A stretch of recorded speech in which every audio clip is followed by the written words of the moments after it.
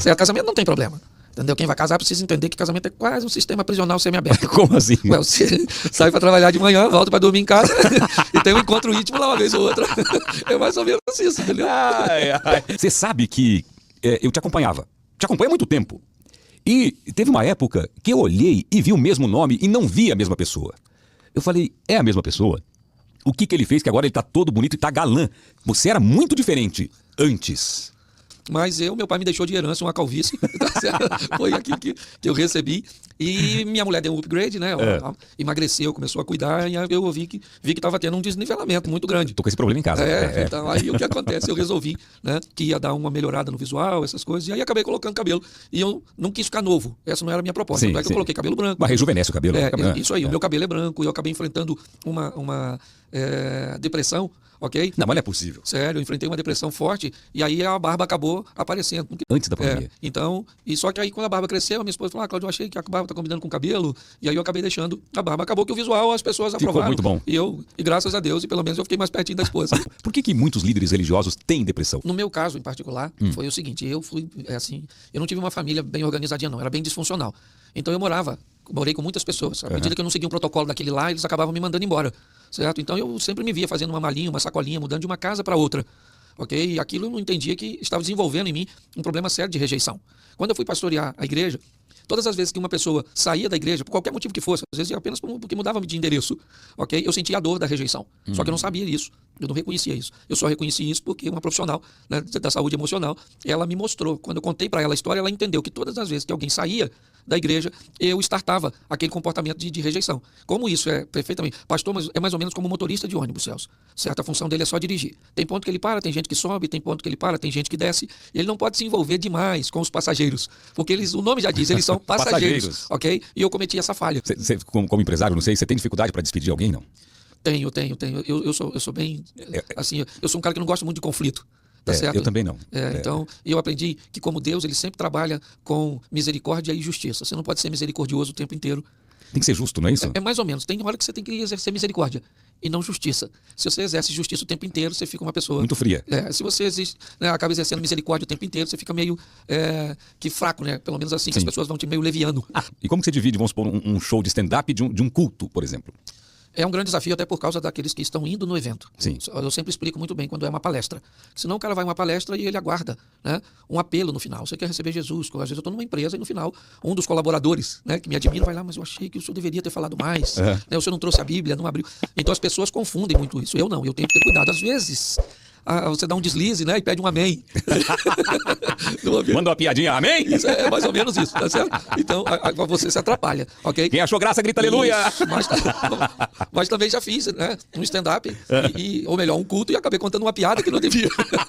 Então não dá pra ser. Aquilo que você estava falando sobre o ao vivo, né? Não dá pra você controlar o tempo inteiro. Teve alguma reclamação após um culto?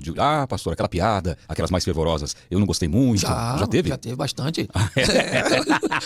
Qual foi a brincadeira que gerou isso? Eu lembro uma vez que eu estava ministrando, durante as ministrações, eu ministrei 20 minutos só falando de sexo. E aí um senhor levantou e disse bem alto, falou, o senhor não acha que o senhor fala muito sobre esse assunto? E eu falei assim, o senhor tem quantos filhos? Eu já era um senhor de idade. Ele falou assim, eu tenho 8. Eu falei, pois é, meu senhor, eu falo e o senhor fala. Aí ele sorriu bem sem graça, sentou e a gente seguiu. Enfim, uma vez eu fui ministrar uma palavra que não tinha nada a ver de sexualidade, eu falava da nudez do casal, certo? Então, quando Deus criou homem e mulher, ele cria os dois nus.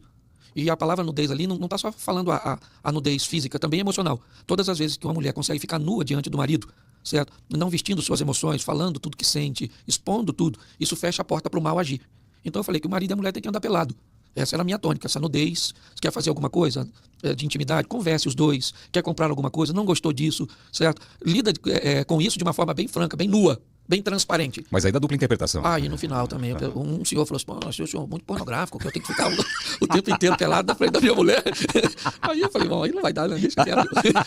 Ele já se imaginou com o troço balançando pra lá e pra cá, o dia todo na frente da mulher. Mas na verdade se despir das emoções, de tudo. O importante não é o que você fala, é o que o outro entendeu. Entendeu. Você quis dizer. Isso é muito complicado. Como que você lida com a internet hoje? Mas aí eu, às vezes, procuro humor. Esse dia o cara ouviu uma mensagem minha e postou que eu era o anticristo. Pô, você deve ser o anticristo. Aí eu falei, Pô, cara, eu não sou não, nem tanta influência eu tenho assim. Mas se talvez realmente eu seja o anticristo, provavelmente você deve ser a besta e a gente tá tudo certo. E aí, então ele não sabe se eu tô falando sério, se eu tô brincando, sabe? Então o humor é sempre uma rota de fuga. Sim, sim. Tá certo? Mas lógico que machuca. Machuca? Machuca. Mas todas as vezes que você discute com alguém, Celso, se esse alguém de projeção é menor que você traz a ele pro seu nível. Certo? Sim. Se ele é maior que você, ele te leva pro nível dele. Para os elogios, a minha mãe sempre diz, é uma frase que ela fala: filho, quando ouvir um elogio, pensa internamente, há sinceridade nisso? Então é para você realmente botar o pé no chão. Você ouve, muito obrigado, e pensa, há sinceridade nisso? Por que te elogiar, Boa palavra, não é? boa palavra. Você pensa, receber um elogio faz bem pro ego, tal. Mas você tem que analisar, né? Por que estão fazendo? Será que nas costas é a mesma definição, o mesmo elogio, né? A mesma apreciação? Não sei. Às vezes acaba o culto, e eu vou para casa e as pessoas dizem, nossa, pastor, que palavra fantástica. O senhor pregou muito. Eu entro no carro, minha mulher diz, Cláudio, pelo amor de Deus. Foi ruim demais, meu filho. Você tem que orar mais. Em qual você acredita? Não, pode ter certeza que eu acredito na minha mulher. E você já era divertido?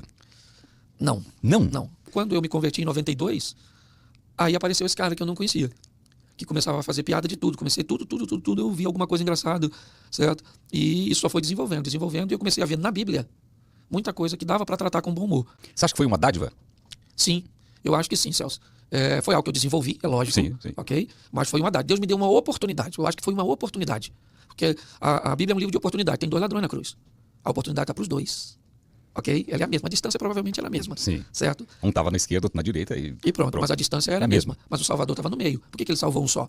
Porque ele aproveitou a oportunidade. Então, algumas pessoas aproveitam a oportunidade. E outras acham que nem tem, porque não conseguem perceber. Mas por que Deus escolhe só um para curar, ou alguns, e não cura todos? E eu fiz essa pergunta e fiquei pensando sobre isso. Por quê? Olha, essa é uma pergunta que você não tem. Não tem resposta. Não tem resposta. Ninguém vai poder te responder isso.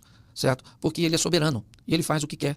Do jeito que quer, na hora que quer. Para quem quer. Para quem quer. Por exemplo, a Bíblia conta a história de Noé beber um pouco demais, certo? Ficou nu dentro da sua tenda. Deus não falou nada, certo? Nasce Sansão e Deus diz, você não toma vinho, aliás, não vai comer nem uva. Então os dois eram servos de Deus, certo? Um faz algo aqui que o outro sequer pode chegar perto aqui. Porque o relacionamento com Deus é muito particular, muito individual. Existe inferno, pastor? Existe inferno. E tem aquela seleção realmente, você vai para lá, vai para cá. Porque o que o meu pastor me explicou foi o seguinte, que eu imaginava assim, que a gente morre. E os abençoados, quem está ali seguindo a palavra de Deus, uma pessoa reta, fez tudo que tinha que fazer aqui, morre, dá um tempinho e já tem um encontro com Deus, já está lá, tem um encontro. Não sei se é assim, mas me falou que não é assim, que vai ter o dia disso e que vai demorar. É mais ou menos assim, não? É mais ou menos assim. Nós temos, a Bíblia diz o seguinte, agora vejo por espelhos o enigma, mas um dia verei face a face e eu conhecerei como eu sou conhecido, certo? Então, nós ainda estamos vendo na Bíblia um enigma, é meio que codificado, ok? Não é tão claro quando, como, mas nós temos algumas informações que nos norteiam. No que diz respeito a ir para o céu, não há meritocracia. Então ninguém vai para o céu porque merece ir para o céu. Ah, é? Não. É graça, é um favor que o que você faz é lutar com todas as suas forças, ainda que não consiga, certo? Para se afastar ou diminuir o máximo possível, certo? Do que a Bíblia condena como pecado na sua vida. Então você nunca se torna santo, você simplesmente aceitou o processo de santificação. Tá certo? Mas o que acontece é o seguinte, não tem meritocracia, então é graça, é um favor que você não merece. Você só resolveu entrar num processo de santificação, onde a cada dia que passa, você se torna mais parecido com Cristo, diminuindo, né? Ele não cometeu erros e nós vamos diminuindo nossas margens de erros e os intervalos de nossas quedas começam a ser maiores. Nossos delitos são menores e os intervalos são maiores. Entendi. Isso é santificação. É uma purificação. Isso aí. Isso você faz. Ok. Mas o que te faz entrar no céu é o reconhecimento de uma dívida que Cristo pagou por você. Por isso você precisa da fé. Já questionou Deus?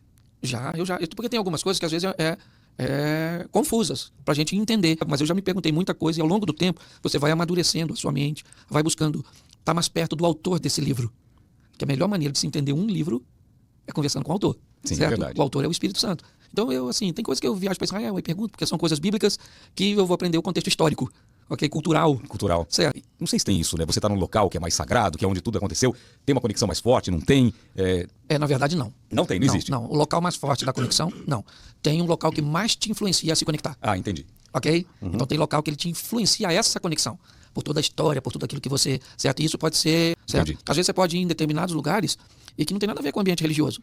Mas tinha alguma coisa naquele ambiente, ou alguém precisava ouvir alguma coisa, receber alguma coisa, e naquele momento aquele local acabou provocando uma conexão que o próprio local estava necessitando. Do próprio local. O próprio local. É comum, às vezes, você encontrar com alguém, ligar para essa pessoa, mandar uma mensagem, e de repente ela volta e diz assim, cara, foi Deus que mandou você falar isso comigo. Foi Deus que mandou você vir aqui. Aí vocês, como foi Deus? Eu não senti nada. Eu fiz algo normal para mim, perfeitamente comum. É comum para você, mas não é comum para você. Olha só, a Bíblia diz assim, ide por todo mundo e pregai o evangelho. Certo? Então vamos usar o mundo agora com dois, vamos diferenciá-lo. O mundo no sentido global, né? O cara vai virar missionário, vai para a África, para a Ásia, vai fazer missões na Cracolândia, vai para o mundo. E nós temos um mundo que é o seu mundo. O seu mundo não é o mesmo do meu. O céu tem o mundo dele, sua família, seus vizinhos, amigos e tudo.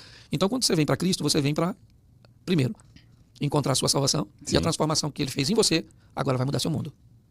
Entendeu? Entendi. Então você começa a voltar para seu mundo para que ele seja transformado por aquilo que você carrega. Entendi. Então agora você está carregando aquilo em você. Tá certo? Você está vivendo sob um novo sistema. As leis americanas servem para nós aqui? Não. Não servem. Mas se você for para lá, você tem que se enquadrar nela. Tem que se enquadrar nela. Então quando você vai para o evangelho, você tem que se enquadrar na lei do evangelho. Então continua no Brasil, não vai para o evangelho. Entendeu? Vai viver no mundo paralelo. Exatamente. Então as pessoas têm que entender isso. Então, quando Deus faz algo na sua vida, ele faz para mudar seu mundo. Entendi. Ele queria salvar Samaria, não tinha um dos seus discípulos, que eram judeus. Os caras não comiam a comida de lá, não gostavam daquela turma. Então ele pegou uma samaritana, converteu a samaritana e vou levar você comigo? Não. Eu te chamei para você mudar seu mundo. Então vai para o seu mundo e muda. Entendi. Certo? Então quando ele muda a sua vida, ele não muda você simplesmente para levar você para uma igreja. Ele muda você para que você mude seu mundo. Como começou essa história religiosa? E eu recebi a Cristo em 92. Em 92 e dali para frente, meu irmão. Aí se apaixonou por Cristo? Sim. Por Cristo, por pessoas. Mas assim, como que você sentiu que você ali era o seu lugar e falou, caiu a ficha, vou ser pastor, vou seguir isso ou não? Você continuou fazendo suas coisas, vivendo no seu mundo? Exatamente, isso aí, eu continuei vivendo naquele mundinho, que era o meu mundo. Essa magnitude é que foi com o tempo, certas coisas foram crescendo, e eu fui ali me apaixonando pela Bíblia. Porque o segredo é a palavra, é ela que... É o manual da vida. Isso, o segredo, não interessa se você é crente, se você não interessa. O cara é espírita, o cara é católico, o cara pode ser o que for, Celso. A Bíblia é um livro extraordinário, certo? Que vai te ensinar, primeiro, a se relacionar com pessoas. Sim. Segundo, se relacionar com você mesmo e depois se relacionar com Deus. Tá certo? Então, o relacionamento mais desafiador de pessoas, porque ele é a base, tá certo? Ele te ajuda a se relacionar com você mesmo e com Deus. Então, a pessoa feliz é aquela que aprendeu a lidar com os outros. Espere pouco dos outros, nada de você e tudo de Deus. E provavelmente você não vai se decepcionar nunca. Como que é? Espere? Nada dos outros, um pouco de você e tudo de Deus. Aí você não se decepciona. Eu vejo hoje os coaches, até os coaches financeiros, falando e usando a Bíblia o tempo todo. Porque todas as respostas parecem que estão na Bíblia. Isso, eles usam bem no que diz respeito a resultados. Tá. Certo? Mas pouco para aceitação. Ok? Se aceita é diferente de ter resultado. Tá bom? Vou usar um exemplo bíblico, talvez ficar fácil para todos. O Moisés está conduzindo o povo para sair do Egito e o povo tem sede. Ele precisa de resultado. Água. Então ele vai falar com Deus, Deus diz, dá uma pancada na rocha que eu vou fazer sair água da rocha. Tá certo? E todo mundo vai saciar e vai armazenar água para continuar caminhando. Ele vai lá dar a pancada na rocha, tá tudo certinho, a água sai. Nossa, ele é o cara sensacional. Moisés, o cara da água. Sim. Tá todo mundo feliz com ele. Resultado? E Deus também tá feliz com ele. Okay. Foi aceito. Passou o tempo, o povo teve água, sede de novo. Moisés foi lá e falou assim, o povo tá com sede de novo. Agora você vai à rocha. Mas ao invés de tocar na rocha, você só vai falar com ela. Porque aquela rocha simbolizava Cristo. Ela não pode ser ferida 2 vezes. Entendeu? Então agora você não precisa. Você só fala com a rocha. Só que Moisés estava preso no modelo mental anterior. Tá. Se tinha dado certo lá, por que eu vou falar? Eu dou uma pancadinha, porque na outra pancadinha você viu. O que ele fez? Foi lá e deu uma pancada. A água saiu, o povo bebeu, o povo está feliz. Moisés. Resultado extraordinário. Okay. Mas aí Deus tira ele do grupo, bota no privado, e Deus diz, o que foi, Moisés? Ele falou, o que foi o quê? Saiu água. Ele disse, pois é, você teve resultado, mas sem aceitação. O mundo do coach tem sido bom em motivar as pessoas a alcançarem resultado. Mas se não apresentar a Cristo, vão para o inferno com resultados extraordinários. O que não é permuta. A Bíblia diz que você pode ganhar o mundo sem perder a alma. Não precisa perder a alma para ganhar o mundo, perder a alma. Você pode fazer os dois. Sim. Entendeu? Porque tem gente que acha, então quer dizer que eu preciso de Cristo para ganhar o mundo? Claro que não. Você precisa de disciplina, foco. Você precisa de estudar. Você precisa de uma série de coisas. Certo? Para ganhar o mundo, para ser rico, para ser forte. O grande problema é que quando essa partida terminar, ok? Como diz os chineses, acabou a partida de xadrez, se você é um peão ou um rei, você vai para a mesma caixa. Sim. Igual casamento. No casamento você alterna felicidade e razão. O dia que você quer ser feliz, abra a mão da razão. O dia que você quiser ter razão, abra a mão da felicidade. Ser um pouco surdo também resolve, não? Então, mas o dia da surdez é o dia da felicidade. Fazendo isso. Porque falar de casamento na igreja, você tem que falar de sexo. Não abertamente, mas você usa um jeito para falar que é interessante, né? Que você consegue passar a sua mensagem, as pessoas acham divertido e elas acabam assimilando aquilo de uma maneira positiva para a vida delas, né? Na verdade, elas nem deveriam se sentir desconfortáveis. desconfortável, quase não fazem mesmo. O assunto não deveria nem incomodar. A gente quase não usa isso, então por que se sentir incomodado? Mas quais são a maioria das reclamações que o pastor ouve? A maioria das reclamações é que o outro precisa mudar. O casal tem muita dificuldade de entender que para atingir 100%, basta que um mude 50%. Tá certo? Então, se um muda 50%, o outro muda 50%, a somatória dos dois. 100%. O grande problema é que uma parte não quer mudar nada. O defeito sempre está no outro. Exatamente. Certo? Mas a imaturidade ainda é um dos maiores adversários do casamento. Imaturidade. Imaturidade. Não tem a ver muito com idade, não. É porque tem homem de 50 que é uma criança. Isso aí, exatamente. Você vai conversar, eu na minha sala, eu tenho um baleiro com um pirulito. Aqui também tem um docinho, pode comer, quer comer, viu, pastor? Eu tenho lá também, quando o casal chega, às vezes me pede um conselho, eu não dou, eu dou um pirulito, dou uma paçoca, diz, pode comer, vai embora, que melhora isso aí. Porque é tanta infantilidade, Sim. Ou então é aquela questão da recompensa, é aquele comportamento de foca. Eu faço desde que me dê um peixinho. Entendi. Tá certo? Então as pessoas querem sempre uma recompensa imediata. Elas não querem fazer nada para melhorar a médio e longo prazo. Então, aí eu vou fazer isso e ele vai fazer o quê? Eu vou fazer isso e ela vai fazer o quê? O que eu ganho por fazer isso? Entendi. Tá certo? Então a gente acaba ajudando as pessoas a olharem para si mesmo. Já falaram que o casamento era uma instituição falida, isso não é verdade, né? Não, presta atenção. Casamento não tem problema. Isso é mentira. Quem tem problema são os bonequinhos que compõem o casamento. Quem tem problema são pessoas. Certo? Casamento não tem problema. Entendeu? Quem vai casar precisa entender que casamento é quase um sistema prisional semiaberto. Como assim? Você sai para trabalhar de manhã, volta para dormir em casa e tem um encontro íntimo lá uma vez ou outra. É mais ou menos isso, entendeu? Acho que as pessoas são meio atrapalhadas com isso. Tem algum divórcio que é permitido? Existe isso, não? Segundo Jesus, o divórcio ele só acontece por causa da dureza do coração. Tá certo? Então Jesus diz que todo divórcio acontece por causa da dureza do coração. Então já existia divórcio naquela época? Sim. O Moisés, ele oferecia, né, quem o procurasse a carta de divórcio. Foi essa a reclamação dos fariseus a Jesus. Mas espera aí, mas Moisés desde aquela época oferecia a carta de divórcio, como é que o senhor vem falando agora? Tá. Né? Aí Jesus disse, mas não era assim desde o princípio, certo? O casamento, ele é opcional, ok? Só que pessoas não sabem da seriedade dele, Celso. Então, se ele soubesse a seriedade do casamento... Qual que é a seriedade do casamento? Porque tem uma promessa ali, pelo menos na Igreja Católica, tem todo aquilo que o padre fala, que é na alegria, na tristeza, na saúde, na doença, e até o fim, né? Então, a questão é o seguinte, quando as pessoas vão se casar, elas deveriam entender que elas vão eleger, nesse mais de 8 bilhões de pessoas no mundo, uma pessoa só. Uma pessoa. O casamento é monogâmico, biblicamente. Tá certo? Ele é vitalício, então é só troço ruim. Isso é uma pessoa só. Para sempre. É para sempre. Você vai ter que esperar essa pessoa morrer para você ficar livre. As pessoas dizem, porque há um texto bíblico que deixa o adúltero aprisionado, certo? Aquele que adulterou, Sim. e o outro fica livre. Entendeu? Mas mesmo para esse, o divórcio só vai acontecer porque há dureza de coração. O adúltero não quer mudar, a vítima que não quer perdoar, então sempre vai culminar. Que Jesus disse que é dureza do coração. Dureza do coração. Dureza do coração. Você já teve crise no casamento, no seu casamento? Claro, eu tenho 32 anos de casado, irmão. 32 anos? É.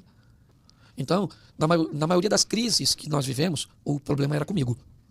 Então eu fui me modelando, sabe? Hoje, só em olhar para ela, eu sei se dá para falar. Às vezes eu ligo o tom de voz dela. Dependendo como ela atenda, eu liguei. Atendeu? Eu digo, ó, cheguei. Deus te abençoe, tchau. Liguei. Atendeu? Ô, querida, tudo bem? Cheguei bem, graças a Deus. E o homem não entende essa história de TPM da mulher, né? Tem cara que entende, que sabe a hora, sabe quando. Tem cara que é desligado, não percebe que a mulher tá mais irritada, tá mais... Porque tem isso também, não tem? A parte hormonal da mulher é diferente do homem, né? Muito diferente do homem. E a palavra hormônio e demônio é bem parecida. Diga-se de passagem. Certo? Então, se o cara... a manifestação é bem próxima, entendeu? Mas tem homem que... Os mais velhos, principalmente, eles tinham muita dificuldade para lidar com isso. Palavras de incentivo, ok? Dizer eu te amo. Os mais velhos, eles foram preparados para resolver problemas, certo? Os mais novos, eles não fazem nenhuma coisa nem outra. Como que você acha que vai ser a futura geração, hein, pastor? Eu fico preocupado às vezes. Claro que no meio a gente não pode generalizar, né? Tem muita gente que você olha e fala, caramba, o que vai ser desse aí, né? Que tá vivendo assim. Mas tem muitos jovens bons, né? Inclusive na igreja, não tem? Uma juventude muito forte na igreja. Tem assim, eles são muito promissores, tá, certo? Mas eles são muito voláteis, eles são muito líquidos, vamos dizer, essa expressão de, sabe? Esse modelo líquido que tende a contornar tudo e não resolver nada. Entendi. Sabe? Então, eles, na maioria, eles querem um mínimo de cansaço possível, um mínimo de estresse possível, tá certo? Qualquer coisa que a tecnologia lhes ofereça para que eles não precisem pensar, eles estão dentro. Ótimo. O problema é que isso vai atrofiando. Vai. Certo? E isso é problemático. E uma geração que só pensa basicamente em si e prazer momentâneo, ele não está preparado para casar, não, irmão. Casamento é uma sociedade, existe prestação de conta. Tem que dizer onde vai, que horas volta, se pode ir, se o outro está com a agenda alinhada com a sua. Comprei. Filhos. Aí é outra fase, irmão. Aí é uma outra. E aí tem gente que é casado, casou com outra pessoa que já é casado, que tem 2 filhos do primeiro, e o outro tem 2 do outro, e aí agora eles têm 2 juntos. e já não sabe quem é filho de quem, a hora que tá não sei o que, aí é os meus, os seus, os nossos, então você não sei nem do Aí diabo. numa briga ele ofende o que não é dele, aí pronto. Aí, Aí não, aí você paga o colégio, internet, paga tudo desse aqui, e não paga do outro. mas não é seu. Entendeu? Uma hora você joga na cara. Aí o aniversário dele, o pai vem, não deu um tostão e pergunta se o filho tá gostando da festa. E é você que tá pagando. Fica de olho na sua mulher, que era ex dele, agora tá legalzinho porque tá feliz, você tá tratando bem. O menino ainda fica torcendo pro pai dele pegar a sua mulher, que é pra restaurar a família. Então, irmão, é melhor nem conversar sobre isso. Porque... Meu Deus do céu. Mas a gente lida com tudo isso. Com tudo isso, né? Diz que ex é pra sempre, né? Não, exatamente. Não tem. É igual radiação. Já era. Vai te matar devagar. Como que a sua igreja se posiciona sobre o aborto? É a Bíblia contra o aborto, não é isso? Sim. É a vida. Na verdade, Celso, eu acho que vale a pena nós tentarmos entender qual é o propósito disso. Tá certo? Porque, vamos lá, vamos dizer que sua esposa chega em casa, ou a minha esposa chega em casa, chorando do que sofreu um estupro na rua. Nós teríamos uma criança que está sendo abusada, não pode falar nada, porque está sob ameaça de morte. E essa criança acaba engravidando. É outro caso que precisa ser visto. Não dá para ver tudo da mesma forma, mas também é um número bem pequeno. Ok? Teríamos aquela criança que foi descoberta que estava com uma má formação. Então, a criança sem cérebro, aquela coisa toda que não daria vida nem para a criança e nem para os pais. Outro caso. Não estou aqui falando se está certo ou se está errado. Em risco a vida da mãe, né? Exatamente. Tá. Mas a maioria, irmão, é para resolver problemas de mulheres solteiras, grávidas de homem casado, mulheres casadas, grávidas de homem casado, mulheres solteiras, grávidas do namorado. Então, a proposta que está aí para o aborto não é para resolver problema nenhum, não, sabe? É para resolver procedimentos, certo? Que na verdade não são morais. Então, na verdade, elas estão legislando em causa própria. Porque se a gente pegar os 3 primeiros casos, certo? Talvez não abortaríamos a criança, pegaríamos essa criança, filha de outra criança, iria para um ambiente adotivo, ia ter todo um aparato para isso, tá certo? Essa criança sem cérebro, como é que vai fazer? Mas não é para isso, não. É para resolver. Você pode notar, 99% desse negócio é para consertar bagunça de irresponsável. E hoje você é convidado para pregar em outras igrejas? Sim. Mesmo que não seja da sua, assim, você pode pregar no Brasil inteiro? Sim, hoje eu tenho assim. Tem algumas denominações que são bem fechadas. Não convidam ninguém. Ok? Então é o modelo delas, não está certo, está errado. Mas hoje eu vou basicamente Brasil inteiro. Todas as igrejas. É uma vida. Não é fácil, né? Porque parece que mas é cansativo. Mas é o que eu estou te falando, é questão de propósito. Você tem um propósito, sabe o que está fazendo, ok? Então você não está jogando seu tempo fora. Certo? É cansativo, mas é. Eu aprendi uma coisa: você não faz o que quer, você faz o que precisa. Exatamente. Precisa ser. Eu faço o que eu quero. Se você faz o que você quer, você não é livre. Você é escravo. Certo? Como que é isso? Você só é livre de verdade quando você faz o que não quer. Mas o que precisa. Quando faz o que não quer. Então quem faz o que quer... É escravo do seu próprio desejo. Do seu próprio desejo. Ele é escravo de si mesmo. Às vezes você levanta no horário. Você já teve vezes que você não quis ir trabalhar? Já. Você foi? Fui. Por quê? Porque você fez o que precisa, não o que quer. Porque você é livre. E casamento infeliz tem solução? Tem, basta que alguém queira mudar, né? Mudança CD, né? Por exemplo, as pessoas, o ser humano não muda. Muda. É que a percepção é um negócio muito complexo. Você vê, pessoas que têm mau hálito, eles têm o nariz em cima da boca. Sim, não percebe nada. Não percebe nada. Mas se o outro tiver, sim. Aí de longe ele sente. Exatamente isso. Entendeu? Então, a mudança, o que precede a mudança é a percepção. Então, por exemplo, você pode perceber, primeiro pela avaliação dos outros. Se uma pessoa disser que ser um cavalo, pode ser mentira. Se 5 pessoas disserem que ser um cavalo, pode ser um complô. Se 20 pessoas disserem que ser um cavalo, compra uma fiadura, porque realmente... Então tem gente que vai recebendo informação de que é ruim e todo mundo tá errado. Não é possível. Não a voz do povo, a voz de 20 é a voz de... Não é possível. Você acha que o cara que tem muito desejo é porque ele é meio safado mesmo? Ou é o hormônio que faz ele ter essa... Não, presta atenção, olha só. Quando você sente um desejo sexual, ele pode ter 2 fontes. Tá. Certo? O céu ou o inferno. Ok? Tá. Então vamos lá. Eu achava que era só uma fonte, que era só hormônio. Não, vamos lá. Vamos levar para o mundo espiritual aqui pra gente. Porque o hormônio a gente já sabe que é ele o causador. Sim. Se você é sadio, o cara, se ele é crente, se ele é pastor, se ele é... Se tiver testosterona nas nuvens, tá querendo... Aí ou não é? Agora, vamos supor, você tem muito desejo por sua mulher. De onde vem? Do céu. Você está com muito desejo pela mulher do vizinho, do Satanás. Você está entendendo? A fonte vai te dizer se é legítimo ou não. Então, o garoto tem desejo pela namorada dele. Vem de onde? De Deus. Ele é homem, a namorada é mulher, está tudo certinho, são saudáveis. Agora, se ele vai fazer ou não, aí já sai do desejo. Vai obedecer ou não? Aí é aquilo que a gente falou. Ele é servo ou senhor daquilo que sente. Tá. Ter desejo não é pecado? Não, pelo contrário, quem botou o desejo foi Deus. Agora você tem que saber. Tá, eu posso ter desejo. Eu olhei a televisão, vi, nossa, eu desejo essa. Não é pecado? Depende. Se você estiver do lado da esposa, é. Não, presta atenção. O Novo Testamento ele veio para dificultar muito a situação. Tá. Porque no Velho Testamento, o pecado era não matar. No Novo Testamento, se você irá contra seu irmão, você já matou. No Velho Testamento era não adulterarás. No Novo Testamento se você olhar para uma mulher e cobiçar, você já adulterou. Então a salvação ficou mais fácil, porque saiu da lei para a graça. Tá. Mas as regras ficaram mais difíceis. Quer dizer que cobiçar já... Então qual é a receita Vamos aqui usar a sua. Eu vou usar a linguagem a seu favor. Tá certo? Vamos lá. Vida sexual é igual carninha do baú. Tem que andar rigorosamente em dia.